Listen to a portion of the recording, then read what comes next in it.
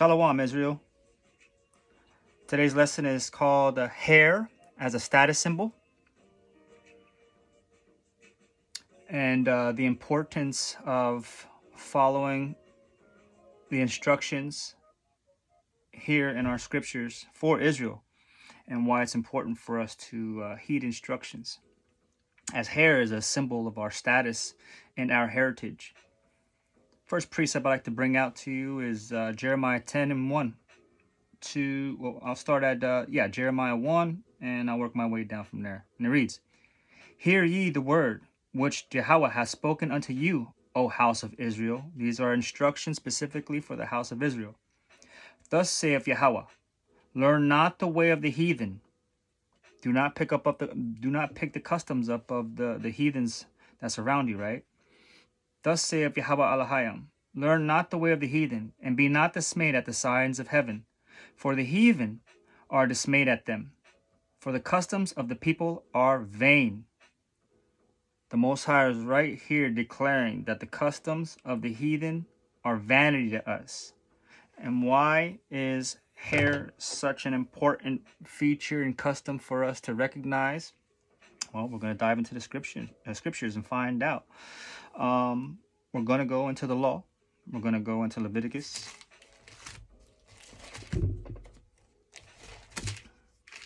Chapter 20.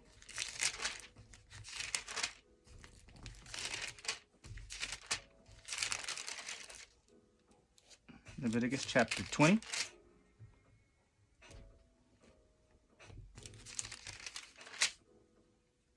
And 22 to 24, and it reads, "Ye shall therefore keep all my statutes and all my judgments, and do them, that the land whether I bring you to dwell therein spew you not out.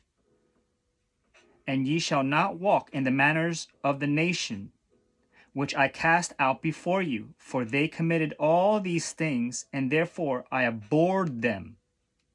But I have said unto you, ye shall inherit their land, and I will give it unto you to possess it, a land that floweth with milk and honey. I am Yahweh your Elohim, which have separated you from other people." Jump up to Leviticus 20 and 26. "And ye shall be holy unto me, for I, your power, am holy, and have severed you from other people, that you should be mine." We are a separated and holy people unto the Most High Yah. Right? These commandments are instructed for the northern and southern kingdoms to follow, so that way we can be brought into the land flowing with milk and honey, which he will give to us to possess after on casting out the people before us. Right? We'll go to Leviticus 19 and 27. This is the laws concerning, our hair. "Ye shall not round the corners of your heads, neither shalt thou mar the corners of thy beard." That's right. We shouldn't be cutting our hair off, the men and women. Don't be cutting our hair off to resemble anything like the customs of the heathens around us. We will be unrecognizable to each other and ultimately to the Most High. He's going to be like, who's this bald-headed freak standing in front of me? Right? Now, if you have a medical condition that happens to be upon you, then that's one thing. But to go and purposely and to go sit yourself in a chair and to go have your beard all shaped up and dyed up and looking like, I don't know. We're not supposed to be doing none of that. Leviticus 21 and verse 5, and it reads, "They shall not make baldness upon their head, neither shall they shave off the corner of their beard, nor make any cuttings in their flesh." Here again, it's stated to support the other precept that we are not supposed to be cutting our hair off or shaping it in any kind of manner to cause mars around the edges or anything like that. Yes, we can clean up our beards and our hair and stuff like that, but in no way are we supposed to go straight bald and making any mars in our beards. And women, this goes for you too, you know. Unless you're separated and making yourself giving yourself onto a Nazarite vow, that's entirely, you know, a whole different understanding in which the laws of cutting our hair falls under. And we're going to go and touch that right now. You know, a lot of people have been asking, should I cut my hair this? What's, you know, I have locks and so on and so forth. Well, our scriptures has an answer for almost everything that pertains to our laws. And if there's no law there for it, there is no sin, right? You're not condemned for it. Let's jump over to Numbers 6.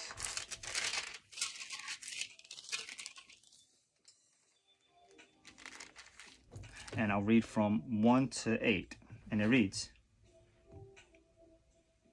And the Most High spake unto Moses, saying, Speak unto the children of Yashar'Allah, and say unto them, When either man or woman shall separate themselves to vow a vow of a Nazarite, to separate themselves unto Yahweh, he shall separate himself from wine and strong drink, and shall drink no vinegar of the wine, or vinegar of strong drink, neither shall he drink any liquor of grapes, nor eat moist grapes, or dried. All the days of his separation shall he eat nothing that is made of the vine tree, from the kernels even to the husk. All the days of the vow of his separation there shall no razor come upon his head, until the days be fulfilled, in the which he separateth himself unto Yahweh. He shall be holy, and shall let the locks of his hair of his head grow. And all the days that he separateth himself unto Yahweh, he shall come at no dead body. He shall not make himself unclean for his father, or for his mother, for his brother, or for his sister when they die, because the consecration of his Yahweh is upon his head. And all the days of his separation he is holy unto Yahweh. So if you plan on making a Nazarite vow for whatever you find yourself coming upon you, you feel it pressed upon you to separate yourself and vow such as to be holy and consecrated unto the Most High Yah for however much time you separate yourself unto. These are the instructions to follow therein, you know, which include, you know, how to handle your hair and your beard and so on and so forth, right? This also can be tied into Samson, but we'll go there later. Next precept, we're going to jump to Ezekiel. Ezekiel 44.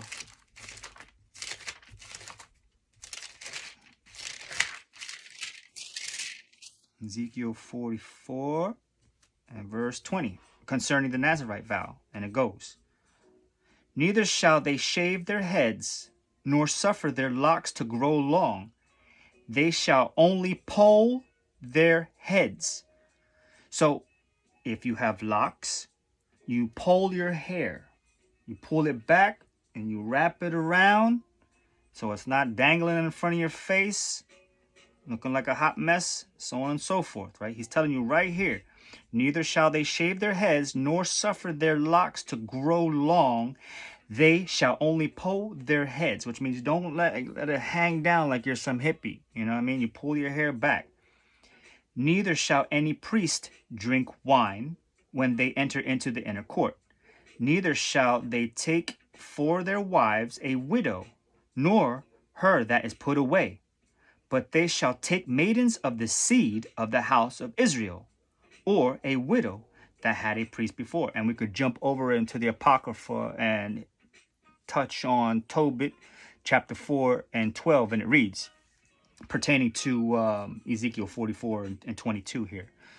Beware of all whoredoms, my son, and chiefly take a wife of the seed of thy fathers, and take not a strange woman to wife, which is not of thy father's tribe. For we are the children of the prophets, Noah, Abraham, and Isaac, and Jacob. Remember, my son, that our fathers from the beginning, even that they all married wives of their own kindred, and were blessed in their children, and their seed shall inherit the land. Sorry, Salakia. They shall inherit the land. We have instructions on how to go about taking care of our beards, laws instructing our children, and even who we can partake in marriages with. Okay? Next precept is found in Deuteronomy. Deuteronomy, real quick. Deuteronomy 23. Deuteronomy 23. Deuteronomy 23, where we at? Boom, boom, boom. Deuteronomy 23 and 21. And Deuteronomy 23 and 21, and it reads, concerning the vows, right? Deuteronomy 23 and 21, and it reads, excuse me, when thou shalt vow a vow unto Yahweh thy Elohim, thou shalt not slack to pay it, for Yahweh thy Elohim will surely require it of thee, and it would be a sin in thee. So if you plan on making any vows, the Most High is going to require it of thee, that you have made it an oath verbally, and even in the heart, even in the heart, you make a vow, you got to follow through with that vow, otherwise it will be a sin unto you. And if you don't make a vow, no harm, no foul, right? Because jump into 22, it says, but if thou shalt forbear to vow, it shall be no sin in thee. So don't start something that you ain't willing to pay up for, right? Next verse, Isaiah 15. Isaiah 15, 1 and 2. And this goes to show you that you start tampering with your hair, cutting your hair, and doing all kind of folly, it's shame unto thee. It's shame. To shave your... Oh, brother, but I need to keep my job. They require me to shave. Well, I pose a question to you. You decide who you will serve this day.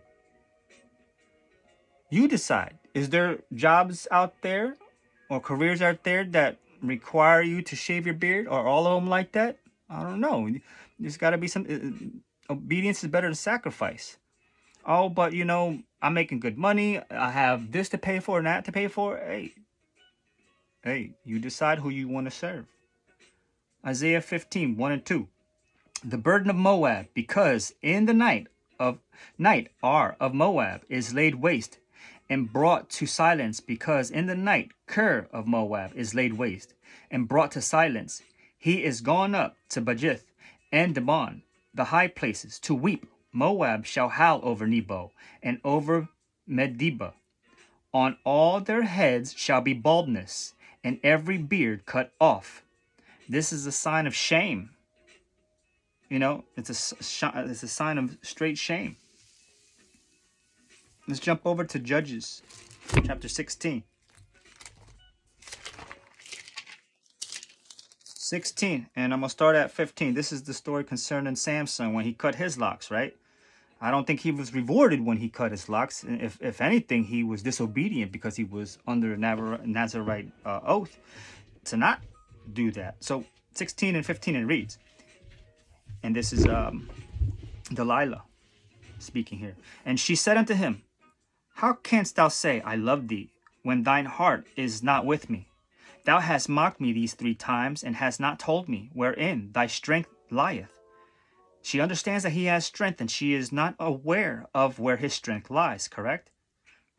And it came to pass, when she pressed him daily with her words, and urged him, so that his soul was vexed unto death. He was getting aggravated. And he told her all his heart, and said unto her, there hath not come a razor upon mine head, for I have been a Nazarite. He's been a Nazarite. He made an oath unto the Most High Yah, unto Yahweh, for my mother's womb, from my mother's womb, from the womb. If I had shaven then my strength, will I go from me, and I shall become weak, and be like other men. Hey, straight to the point. And when Delilah saw that he had told her all his heart, she sent and called for the lords of the Philistines, saying, Come up this once, for he hath showed me all his heart. Then the lords of the Philistines came up unto her, and brought money into their hand, and she made him sleep upon her knees. And she called for a man, and he caused him to shave off the 7 locks of his head. Well, that 7 locks has some significance behind that meaning. And she began to afflict him, and his strength went from him. And she said, The Philistines be upon thee, Samson. And he woke up out of his sleep and said, I will go out as at other times before, and shake myself. And he was not that the Lord was departed from him. But the Philistines took him, and put out his eyes, and brought him down to Gaza, and bound him with fetters and brass. And he did grind in the prison house. Because he has transgressed and broken the oath, he is now suffering the consequences of falling into the ways of the heathen, and in the lap of a heathen strange woman. Come on now. You got to be wise. Let's jump over to Jeremiah 10. Jeremiah 10. Jeremiah 10 and 16. The portion of Jacob is not like them, for he is the former of all things, and Israel is the rod of his inheritance. And Yahweh thy Elohim, the host, is his name. Yahweh Bahashem Hamashiach Yahushai. Right? We need to keep our strength and build up our nation and come back to these law, statutes, and commandments, and not take on the customs of the heathen. Be nothing like them. We are estranged from that. Today I'm going to read a little bit out of the mysteries of the Bible, and hair as a status symbol. And it reads, Beards and hair were natural ornaments and badges of dignity. It is recorded in the 2nd book of Samuel, chapter 10, verse 1 through 5, that when King David learned of the death of Nahash, king of the Ammonites, he sent a delegation to the dead man's son, conveying his condolences. But the mission was viewed with suspicion, and David's men were taken from spies. They were seized, and their clothes were cut in half, so that they were left bare from the hips down. Each man had half his beard shaved off, and they were sent home, greatly ashamed. David was soon at war with the Ammonites, but to spare his ambassadors further disgrace, he ordered them, Remain at Jericho until your beards have grown, and then return. The Ammonites knew that they were doing what they were doing when they mutilated the Hebrews' beards. The cutting of a man's beard was a deadly insult among the ancient Hebrews, a people to whom a full set of whiskers represented masculine dignity and honor, and bountiful hair was a mark of male as well as female beauty. The beauty of old men is their gray hair. Proverbs 20 and 29. In the Hebrew scriptures, the man most famous for his unblemished beauty, made glorious by long, thick hair, was Abraham, a son of David. He had his hair trimmed once every year because it grew so heavy. The lavishness of his locks is indicated by 2 Samuel 14 and 26, which recounts that Absalom's hair, when cut, weighed 200 royal shekels, or about 5 pounds. Jeez Louise. In their reverence for human hair, many peoples of antiquity endowed it with mystical properties. Hair and fingernails can be cut off without pain or bodily impairment. Not only does it renew itself during a lifetime, but the shrinking of the skin makes it appear that hair continues to grow after death. I'm going to just read this thing. Because Israelites were prohibited from making graven images, few representations of them exist. In this Egyptian bas relief, Hebrew prisoners on the left, you can see how, and this looks like the Lakesh reliefs, and how the majority of our people, well, all of our people and our men have beards. And you can see that the heathens that surround us were bald faced, looking like little young boys. Picking it back up.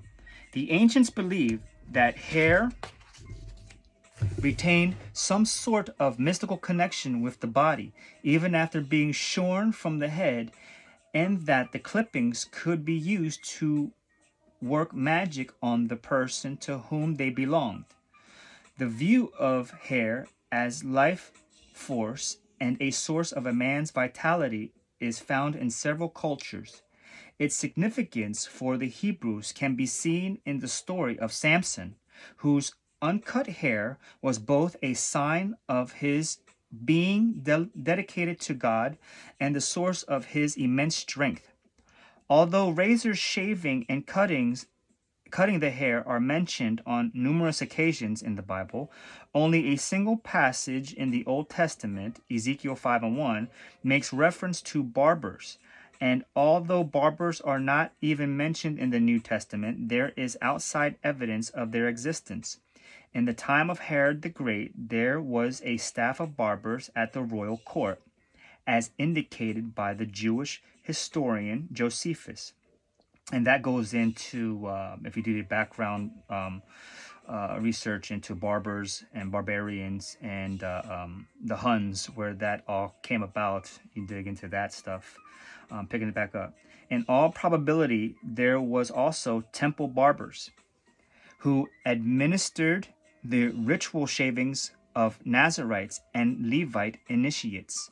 Throughout the history of ancient Israel, the shaving of all the hair, either from the head or from the face, was a radical act that marked a time of great grief or suffering. Job 1:20 and Jeremiah 48:37. This practice, however, was associated with pagan mourning customs and was forbidden in Deuteronomy 14:1. You shall not cut yourselves to make any baldness on your foreheads for the dead. In Leviticus 19,